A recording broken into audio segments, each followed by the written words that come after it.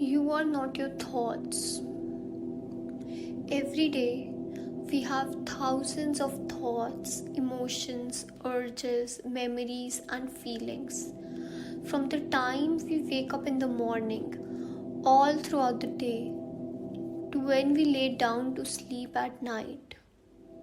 No matter who we are, we all have thoughts swirling around in our heads. We even think and feel in our dreams.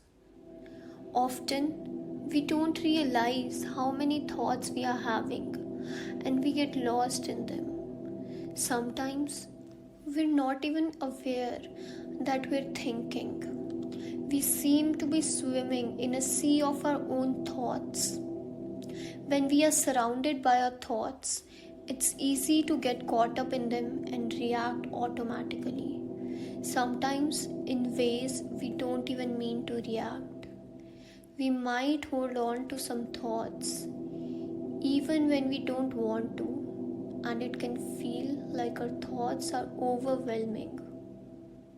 But thoughts are not facts, and they are not always true, even if they seem to be. Next time you feel caught up in your thoughts, try paying attention to them with curiosity and not judgment.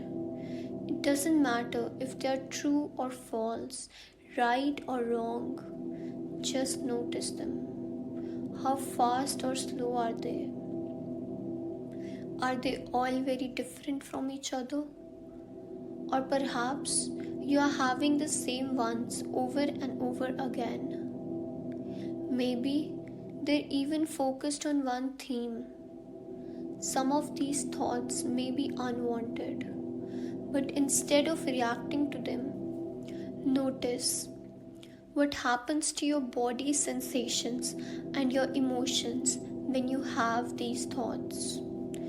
Perhaps you will notice if they are bringing you closer to or further away from what is important to you or the goal you have for yourself.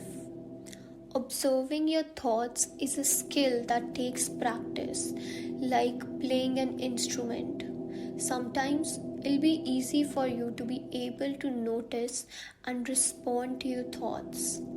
Other times, you might have to work really hard to get some distance from them. You might even have to keep letting go of the same unwanted thought over and over again. But don't give up. Keep trying. Like waves in the ocean, thoughts are always passing through our minds and can affect what we feel and what we do. But they are not us, and we are not our thoughts.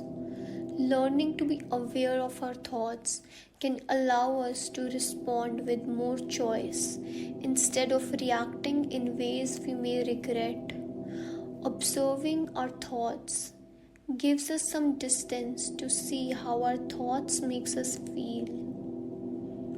We can then choose to act in ways that brings us closer to the things and people that are important to us. Remember, you are not your thoughts. Try observing your thoughts with curiosity. Try it right now.